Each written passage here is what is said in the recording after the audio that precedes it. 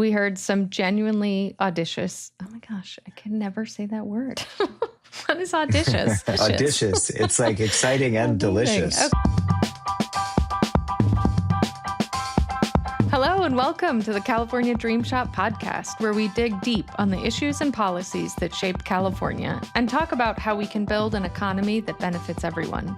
This is a podcast for the people who move California forward. We have two main topics that we'll be covering, one on industrial and energy policy with Kate Gordon and Priyanka Mohanty, and this podcast with me, Nuin-Tara Key, and my co-host, Carolyn Kousky, where we'll be covering the economics of resilience. So let's get to it. Carolyn, hi, how are you? How are you doing today? Good to be on with you. Yeah, wonderful. Before we get into the main topic today, anything you've been tracking in the last week or so that you want to talk about? Yeah, well, as I was prepping for this episode with you, I read an article in the New York Times. I don't know, maybe you saw it. They titled it Our $1 Billion Blind Spot, and it was actually all about hail. And the article stood out to me, not so much because of the details of hail, which are actually kind of interesting, but because of the bigger issues it raised that I think are issues you and I are going to be talking about and with our guests on this show. So the first one was, it seems the reason hail has really captured people's attention recently is because it's driving higher insurance prices. Yeah. And so I think it's just another example of how sometimes insurance is becoming this leading indicator for the economic impacts of climate, at least for risks that insurance covers, and we might come back to that one. And also how insurance is this channel now where more and more people are feeling that economic toll in their household budgets from severe weather and the losses. So I think that's clearly a theme you and I are going to be coming back to. Second, the article stressed for me, another one we'll come back to, is that we are now well past the moment, right, where the cost of doing nothing, whether it's decarbonization or adaptation, the cost of doing nothing are much higher now than the cost of expanding our investments in risk reduction and risk management. And then third, the last point in the article was that it showcased how we're also losing critical federal resources that we need to do that risk management and risk reduction work. In particular, with this article, it talked about the loss of NOAA's $1 billion loss database, which was a great resource, to track storms like hail. I will note, though, that Climate Central picked it up. So if people are looking for where it went, go to Climate Central. And also that, this administration has cut research funding for hail right when it's starting to change, and we need a better understanding of those changes. And I get worried that that's putting a lot of excess pressure on NGOs and states to fill the gap. Totally. Who knew hail would be political? Wild times. But, I think on your first point, totally agree. I think, insurance has really become kind of a messenger. Rising premiums are how, as you mentioned, kind of millions of households and people across the country are starting to experience the economics of climate firsthand. I mean, it's also showing up in many other ways. We'll talk about that. But, we often see it in insurance as a signal, a leading indicator before it shows up in other places. And then the second, can't agree more. Every year we delay, the costs just continue to increase. So there's a real urgency that we need to this work. On your third point, there's a little bit of a glimmer. It's like silver lining there, at least a little bit for me on that, oddly enough, is that we're losing that federal capacity across data, science, funding, and no one is going to be able to backfill or step in to fill that void, nor do I think we should. But it is heartening that there is a real coalition of people dedicated to this work and to this space, like the folks at Climate Central, that kind of stepped in to figure out how to at least fill the gap in this time where we're losing that partnership, but incubating so that when we are in a different place, there's those pieces aren't totally lost. So I'm at least a little heartened by that there's a coalition of folks and a network of professionals and people who care across the adaptation space to try to keep these things going for the better of all of us. Yes, no, thank you for saying that. That is hopeful. And I'm glad we're going to get to talk to some of them as our guests on this show. Yeah. Really gets into why we started this and why we want to be doing these episodes together. And that's because how we manage climate impacts to keep our communities safer and lower our losses. But also, as we've talked about, climate risk management can be really difficult for a number of reasons, which we'll also get into today. One is when risk ownership is really broken up. So we have different people and entities bearing the consequences of a risk and differing entities influencing the magnitude of that risk. And when you have that kind of fragmented risk ownership landscape, we know it can make risk reduction more difficult and It's just one more challenge at a time where we really need to be scaling those investments. And the structure of that risk ownership can also influence what types of funding and financing will be effective, which I know we're going to be talking a lot about. And since we're going to be digging into that one, I'll also quickly note here at the top, as you know, that in our work together, we've been drawing a bit of a distinction between those, thinking about both the funding being the actual dollars, where are they coming from, and the financing being the mechanisms that can help move those around in time as needed. So we have seen some interesting innovations with like debt structures, right? From revolving loan funds to resilience-focused bonds. And all those are critical, but you have to couple them to a way to repay that loan or bond over time. So you also need that funding. And excited to dig in with you on kind of how to get the funding and financing for adaptation, because it's not always like other investments. We don't always see risk or how it's changing. Avoided losses are not cash flows. There's lots of market failures, uncertainties. So a lot for us to get into to get the solutions we need. Yeah, those are exactly the questions that brought us together across California Forward and Insurance for Good. You know, for folks listening in, last fall, we launched a partnership across our two organizations to figure out some of these really difficult funding and financing challenges, but also exploring where are there innovative tools, Carolyn, as you mentioned, to kind of keep moving this work forward across communities all the way to state and, you know, even nationally. So we've been doing work, which I love, such a fun kind of puzzle that we're trying to figure out, which is how do you fit together kind of durable, long-term investment in resilience? Because right now, as you mentioned, you know, the approach is really fragmented. We've got inconsistent funding, misaligned incentives, financial tools that undervalue risk, and then inherently the resilience investments that we need to make. And we've had the ability to convene just an exceptional work group of experts from across municipal finance, insurance, banking and lending, adaptation and resilience practitioners, people who aren't always sitting around the same table together, but each hold a really important piece of this puzzle. So in today's episode, I'm so thrilled because we got to talk to 5 people from our adaptation finance work group to get their thoughts on 4 big and foundational topics in resilience finance that we're going to dig into here today. We're going to be bouncing around a little bit between our guests' answers and our reflections, so we hope the audience can stay with us, but we think this is the best way to give you all a really condensed version of over 2.5 hours of interviews with our expert guests. So, for the first question, we wanted to start by defining our terms. We asked all our guests how do they define climate adaptation finance and how they think about it in relation to climate mitigation or decarbonization finance. So, let's start with Janie's definition first to kick us off. I'm Janie Bavishi. I'm currently a senior fellow at University of Miami's Climate Resilience Institute, and I've worked on resilience and adaptation for 2 decades, mostly in the public sector, both at the local level in New York City and then at the federal level at NOAA and the White House Council on Environmental Quality. I think it's easier to define resilience finance when you're sort of talking about both. So let me actually start with climate mitigation finance.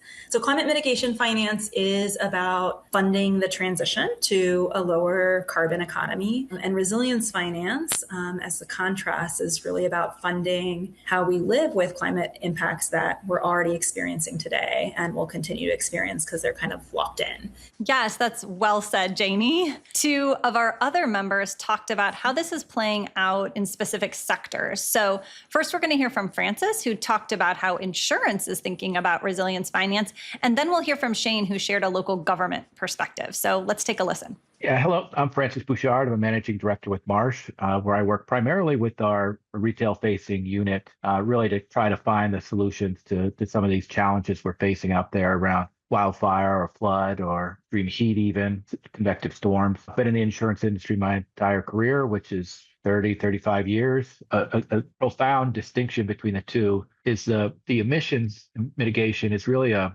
global exercise around investing in technology. The resilience exercise is so hyper local that it's a very, very different challenge and proposition. And it's also really about people, which is why I think the industry is right to focus on the resilience side of it, because that's where we have truly unique capabilities and a unique role in the economy. You know, the insurance industry isn't going to achieve net zero for society. I'm not saying we don't take it seriously. We should, we have to, as any responsible sector and company can and should. But where I think we have a unique attribute or capability or skill set or knowledge to bring to bear is really on the resilient side. I really appreciate Francis's perspective here because I think while, Carolyn, we're doing some work to kind of lay out some common definitions, it's really interesting to start thinking about where and how different sectors of our economy show up in these different types of finance that we need to be driving forward. So I really appreciate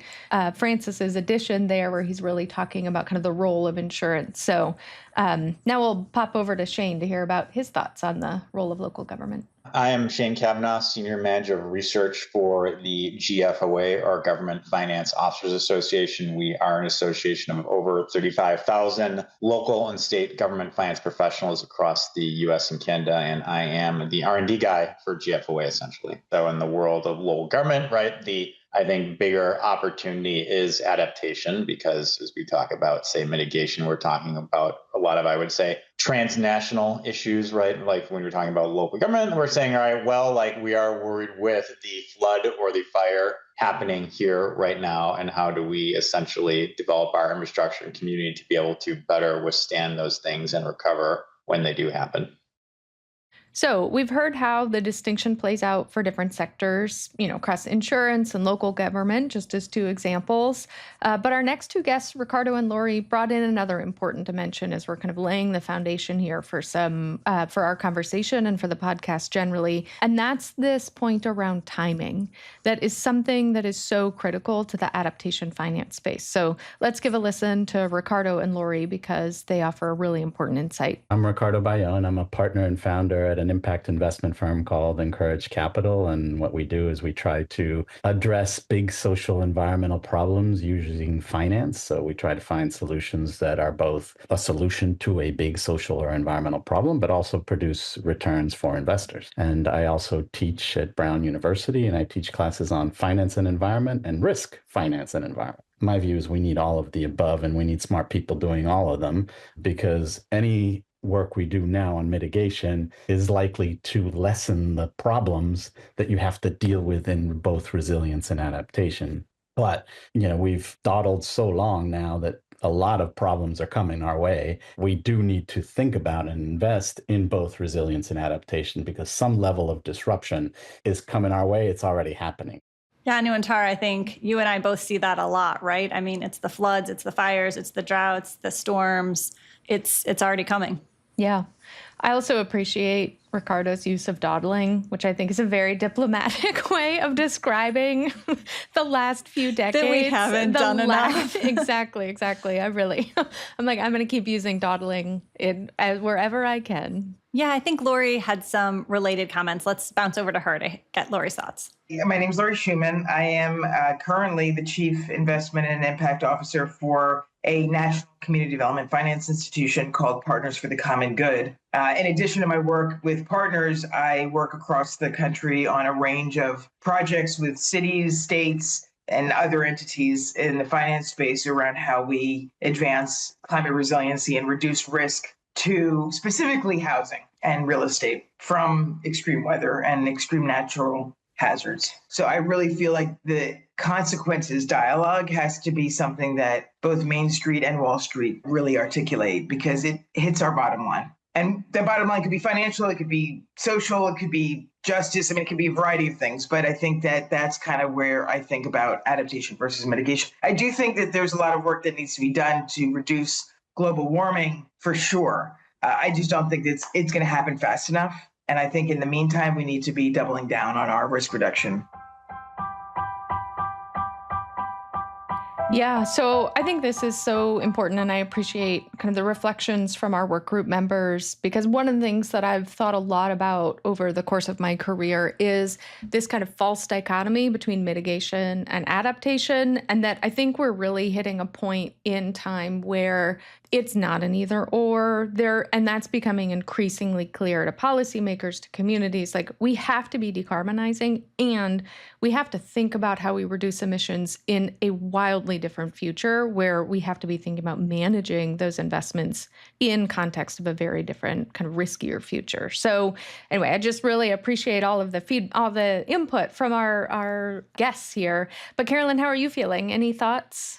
Completely agree. Absolutely. I think it was really well articulated. This is great. Let's move on to our next question. Great. And we're off to question 2. So for our second question, we asked our colleagues to share what they thought the biggest barriers to getting more capital flowing into resilience are, be it public or private dollars. And I know, Carolyn, we each have our own kind of favorite barriers we like to talk about. I've been very concerned that a large barrier right now is that we keep funding resilience through one-time grants or one-time kind of concessional capital, as it's described. Don't get me wrong, public investment, philanthropic investment through grants is critical. It's so important, especially getting to investments that the market is either not making or is not going to make. And so these public good investments that we all depend on. So absolutely critical, but that is never going to get us to the full extent of what we need to do to really build resilience in communities, across our landscapes, and across our economy. So thinking about resilience as one-time philanthropic or public investments just isn't enough. So anyway, that's my barrier that I like to spend my time thinking about. Yeah, absolutely. And the one I keep getting stuck on, as you know, is the fact that many of these investments lower future losses, but those liabilities aren't showing up on balance sheets, on public balance sheets, on private balance sheets.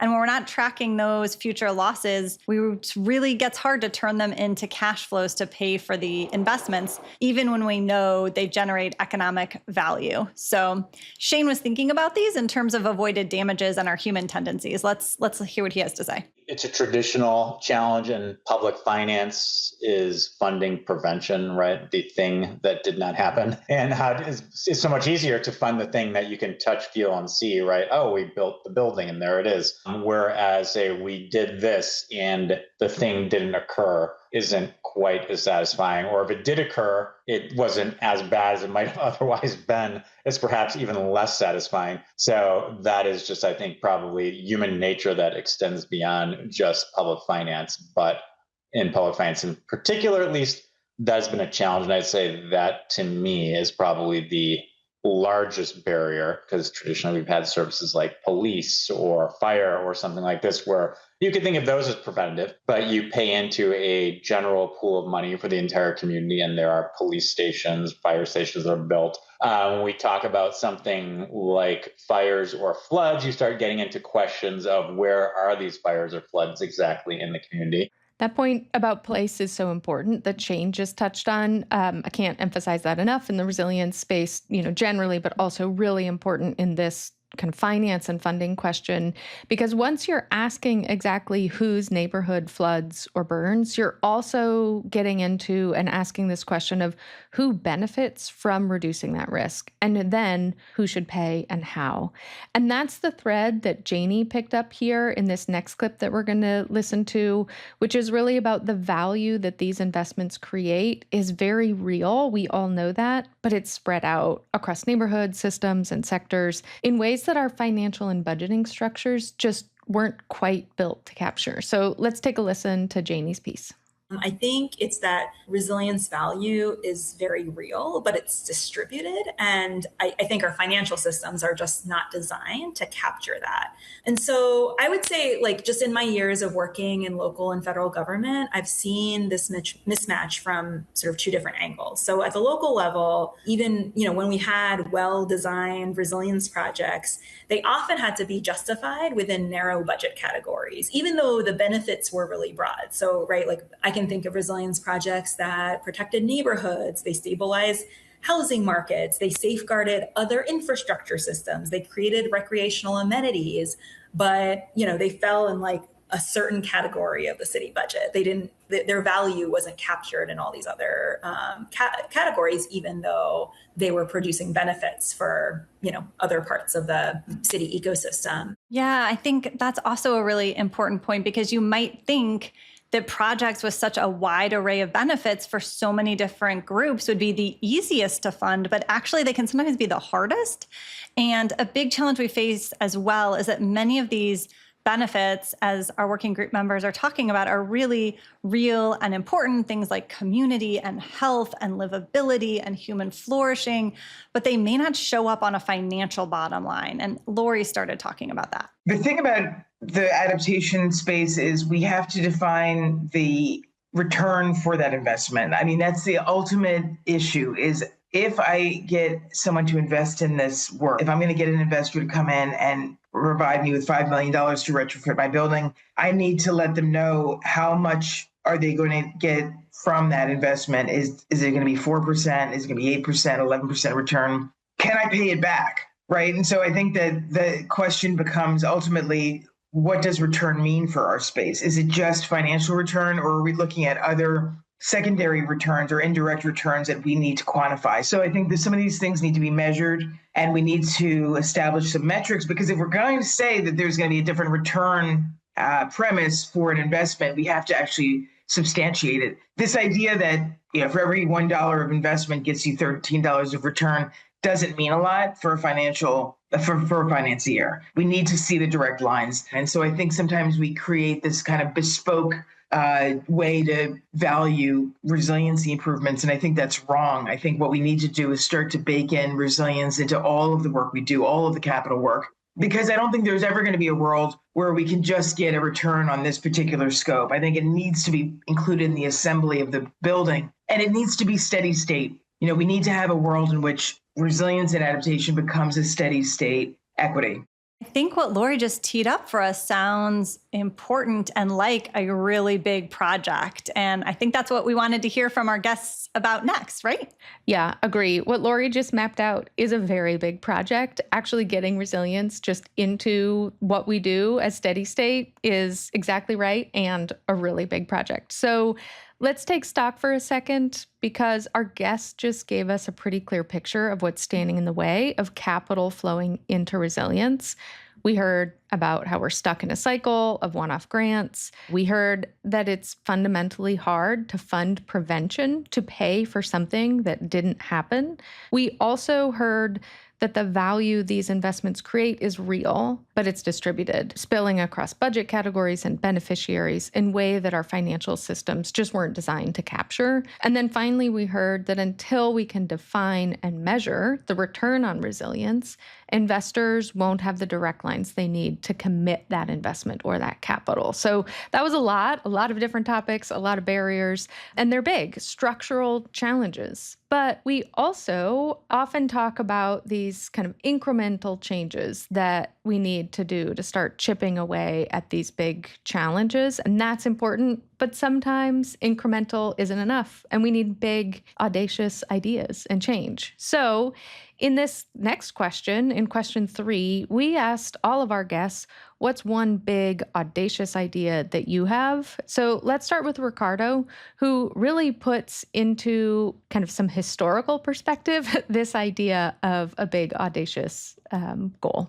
One thing I've been kind of thinking a lot about, right? Our economic system is a really powerful tool for sending signals, right? Like, as much as people love to hate on capitalism and finance and the world of money, it has been one of the most powerful tools humans have invented for dealing with allocation of resources, for doing things like bringing, value from the future to the present, creating all kinds of mobility, investment, ability to transact. Social cohesion, also created social problems, but it does bring some level of social cohesion. But it's not great at a bunch of things, and it hasn't been fixed. And some of the signals it's sending are wrong or outdated. I like to tell my students that finance is the operating system of our world, our social world, the way humans interact. But it's an operating system that was really designed, going back to the 1700s. And so, it's like saying, let's try and do everything we're doing today on our computers on Windows 95. That's not going to work, right? Like, you're going to have all kinds of problems. The screens are going to crash. You're not going to be able to do Zoom or all the other great things you're doing, let alone artificial intelligence, on your Windows 95 computer. And when we're talking about the operating system of finance, we're not talking Windows 1995. We're talking Windows 1695.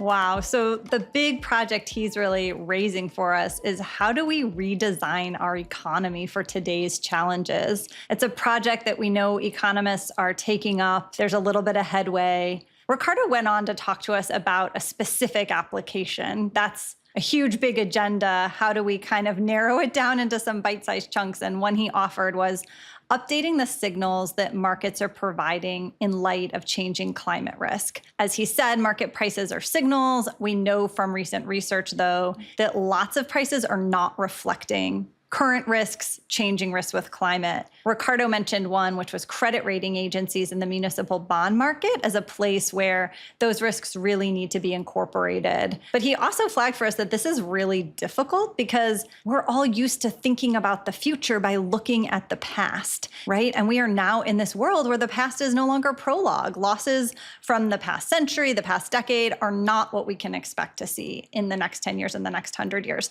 So we really need new tools so that growing risk can be addressed through the economy. I love it. I love that Ricardo's audacious idea is about rewiring the entire system itself, really updating the signals that the market is sending, as you described, Carolyn. So let's turn to Francis again, because he took his big idea in a slightly different direction, down to the ground level, to the people who actually have to act on those signals.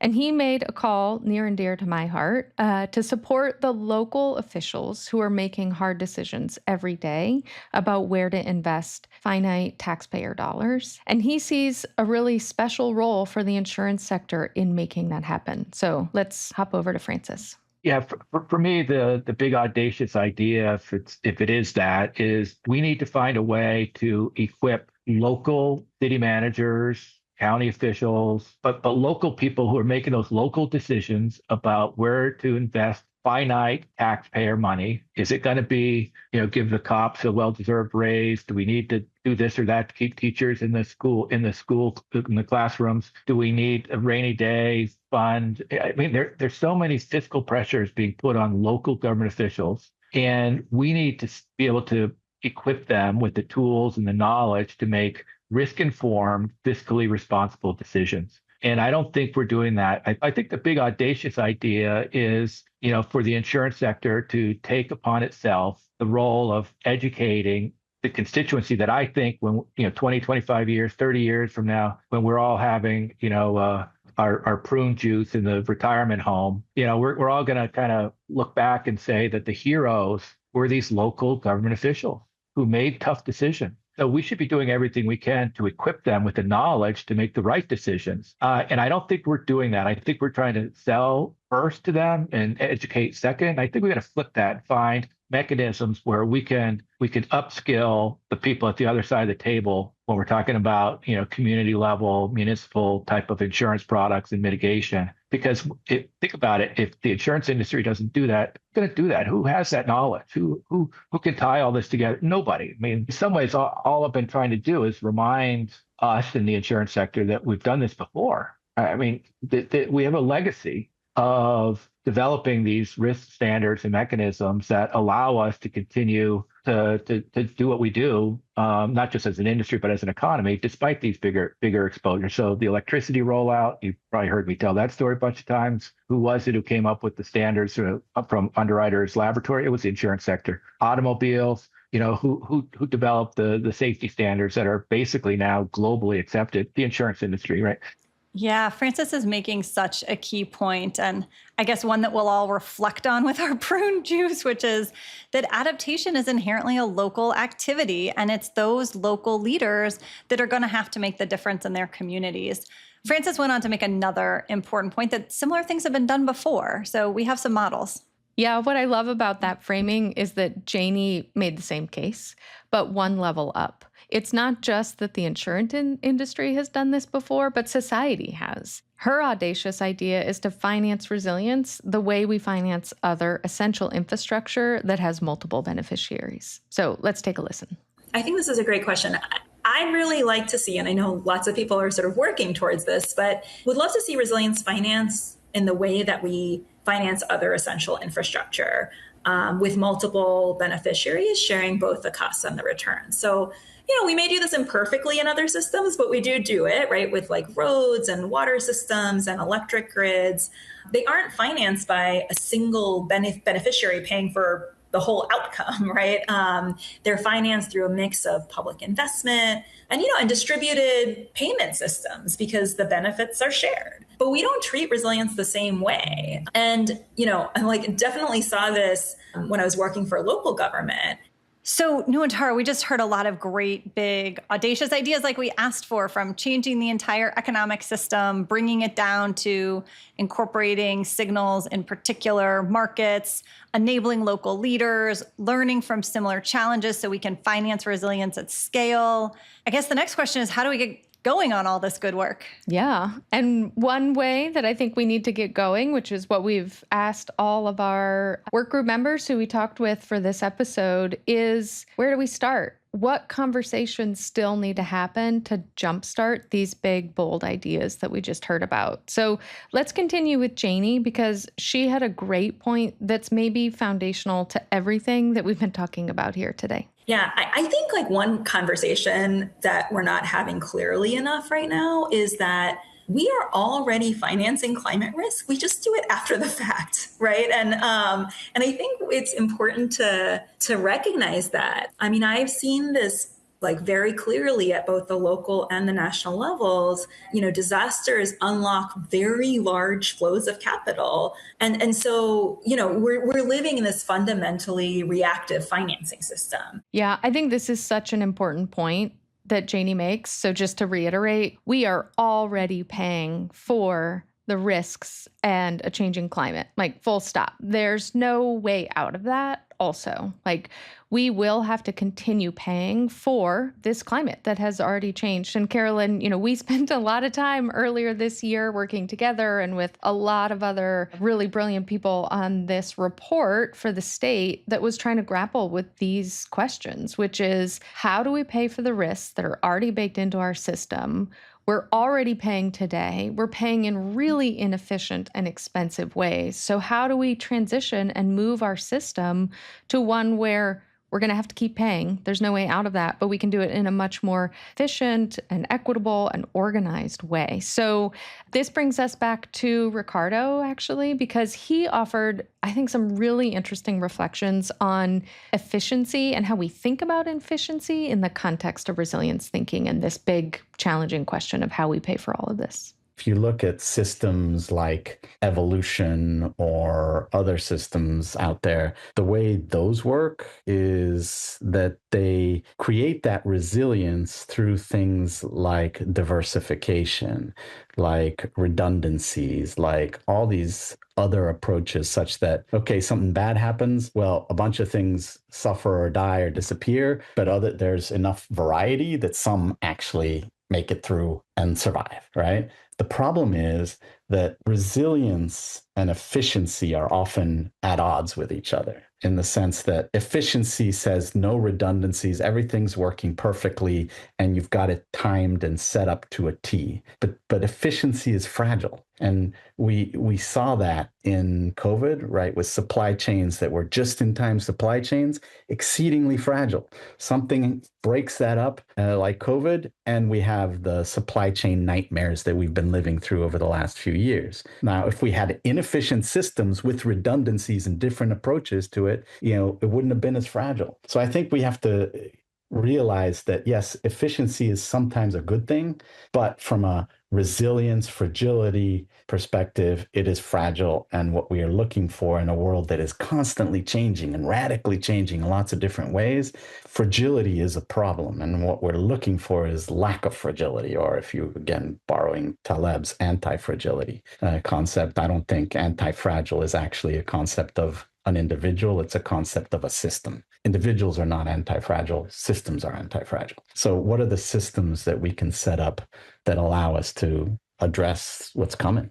I really appreciate Ricardo bringing us back to these big systems issues. And as someone who is trained in economics, the view that efficiency is the highest objective runs really deep. But as he said, that might not be serving us anymore. And it's not just about changing systems and market structure. That has to start with changing perceptions and hearts and minds. And to bring in an economist we talked about on the first episode, Nuin-Tara, going back to donut economics, changing what's taught in Economics 101 as well. But moving on, Frances really takes us down to how we get to that resilience on the ground, like with a hammer and a nail. And we have seen standards emerge for construction that can help those buildings withstand climate extremes. They are a critical piece of making our bigger systems more resilient and our communities less fragile. The Insurance Institute for Business and Home Safety, known as IBHS, who is also represented on our working group, have developed some of these standards for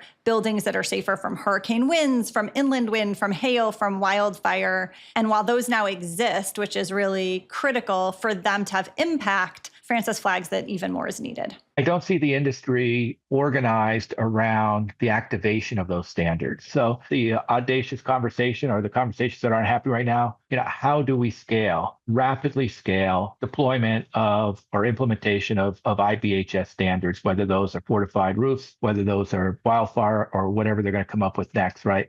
And I don't even know if that conversation is happening. But I think that needs to be the next step. Part of it is going to be equipping these local people. Part of it's going to be a finance piece. Part of it is going to be our own underwriting standards and processing. I mean, there are going to be so many aspects of that, but I'm not, if that conversation's happening, I don't really know about it. And if you're out there and you're leading that conversation, please give me a call, because I'd love to be part of it. And I think there are others who would be as well. Yeah, please give Frances a call if you're out there leading that up. So Lori stressed for us that the mortgage industry is a really important part of this work and needs to be part of any conversation, which, I think, Carolyn, you and I both agree with her on that. The other thing that she highlighted that we're going to hear in 1 second here is she also talked about the need for a broad-based communications campaign. So let's take a listen. This is a very American idea, is how do you stand up in the face of this risk? How do you stand up to the challenges of the day? And I think we need a communications campaign about what this is. This is not about doing something different than your neighbor. This is about being strong, being smart, and being efficient with the use of our funds, and making sure that we provide support for the poorest and the most vulnerable among us. All right, so we've covered a lot of ground with our guests here today, Carolyn.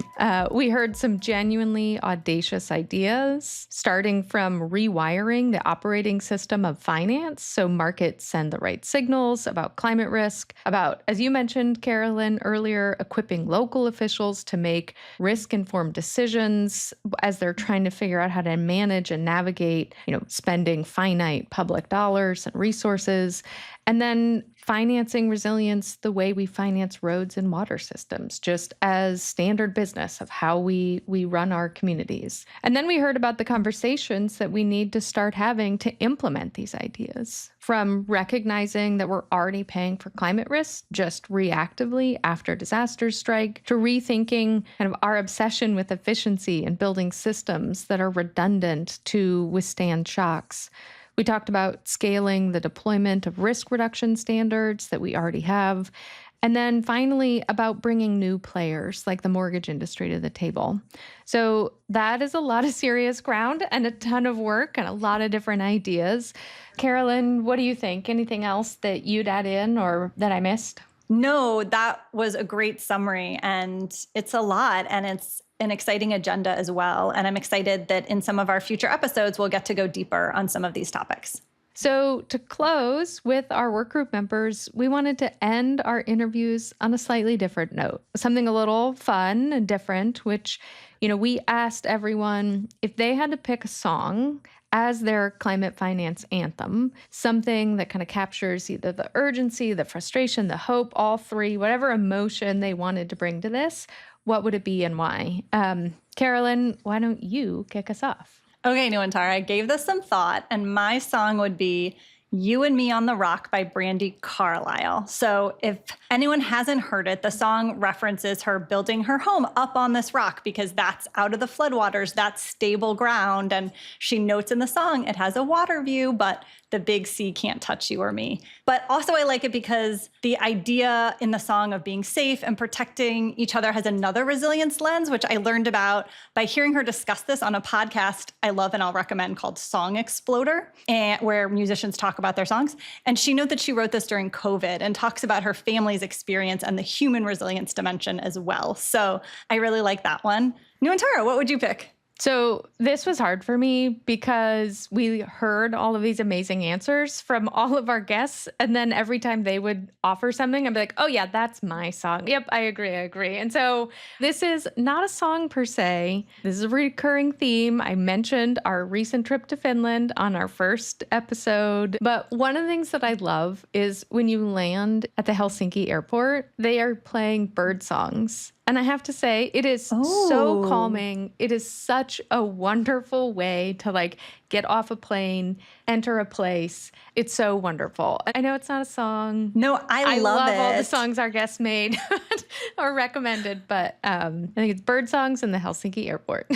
We have a big birder in our family, and I'll say I think there's actually research evidence that listening to bird songs has emotional benefits for people. So I think that's great. Amazing. Yeah. I'm not even a birder, but I love listening to them. So we had so many good responses from our guests that we couldn't include them all. So we asked our producer Tom, to edit together some of their responses.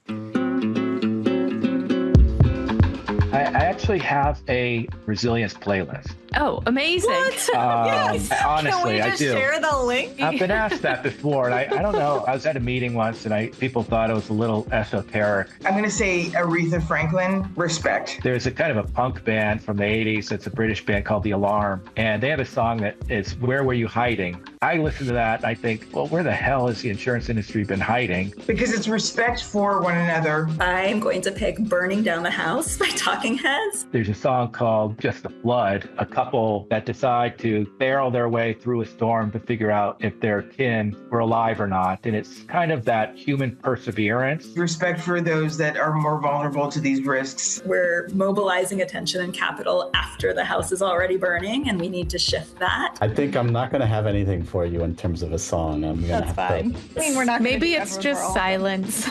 The song is actually about liberation. It's about being entrapped in a house that is burning. A moment of silence. Instead of a song, I want a moment of silence. Yeah, you want to meditate. When the levee breaks at Led Zeppelin, I've used that as walk-up music. Don't Stop Believing. Song about this. We are right now trapped in a system that is not flexible and nimble enough. And it's got a damn good beat to it. We need to change it. So that's the work ahead of us. It depends on my moods, but they're all on the playlist. I love that. I know, that's so good. That's so good. So many great song ideas. We are going to be sharing all these song picks on the California Forward playlist. So check out our show notes for details, and everyone can start listening to these great songs. So to end things, I heard, Nuin-Tara, you have a By the Numbers for us. I do. And this one comes from a report that you and I just released as part of our work together. This week, we released the report called Paying for Preparedness, Why California Needs Sustained Investment in Climate Resilience. And hopefully today's podcast help people understand why we need sustained investment in resilience generally, not just in California, but everywhere. But our report makes the case that resilience investment isn't discretionary spending. It's really the fiscal backstop to the state's economy and revenue base, and it lays out a framework for how California could approach a dedicated, sustained revenue source for resilience in the long term. And this is, for our listeners, this is the first of 3 products that we're working on together across California Forward and Insurance for Good. So consider this a preview of what's ahead. Keep an eye out because we've got more great things coming. So Carolyn, here's your quiz. I know you worked on this report, but we'll test you. This is a little bit of a test, sorry, to see if you remember the stats from our own report here. We spend a lot of time talking about fires and floods, but the report also looks at California's recent droughts. And in 2022 alone, just 1 year of the back-to-back droughts that happened in 2021 and 2022, the question is, how much farm revenue did California lose? Oh, good question. And I have to say, I don't know my ag statistics like I should. I don't even know what the total revenue for agriculture is in the state. I'm guessing, tens and tens of billions. Why don't we say 500 million? Ooh, okay. You need to go back and read our report. So it was about 1.7 billion in farm revenue losses in a single year. What's also interesting, though, is the ripple effects went well beyond just the farm gate or the farm itself. So in the Central Valley, agricultural employment dropped by as much as 3.8%, with more than 19,000 jobs lost across agriculture and food processing over the course of the drought. A little bonus detail, too, for those of you who were around at the time working in this space, you may remember this, but Lake Oroville, which is a lake and a dam in California, fell so low that the state had to shut down hydroelectric generation at the dam for the first time in history for Lake Oroville due to low lake levels. And so this is a reminder for all of us. Again, we've heard this throughout the episode here today, but climate risk isn't just a coastal story or a wildfire story. It hits the Central Valley and it hits the Central Valley economy. It hits workers, our energy system, and all those losses land on family budgets, local economies, state revenue, all at once. So this is exactly the case that the report and our guests today make, which is we're already paying for climate impacts reactively and inefficiently. So Carolyn, over to you. Yeah, thank you for highlighting that. And actually, I think in some ways, it's a little bit like a California equivalent of what we started at the top with the national hail story, which is that these costs are showing up everywhere, not just in the kind of most predictable places, but across regions, across sectors, and it's time for our policy to catch up. Yeah. All right. So that's our episode. Thanks so much, Carolyn. This is always so much fun talking with you. Yeah, it's been such a pleasure. And we'd both like to thank all of our guests today for being with us. California Dreamshot is a production of California Forward, produced in partnership with Pretty Good Productions. Our executive producer is Thomas Clayton Miller, and our associate producer is Sarah Walsh. Thanks, everybody, for listening, and see you next time.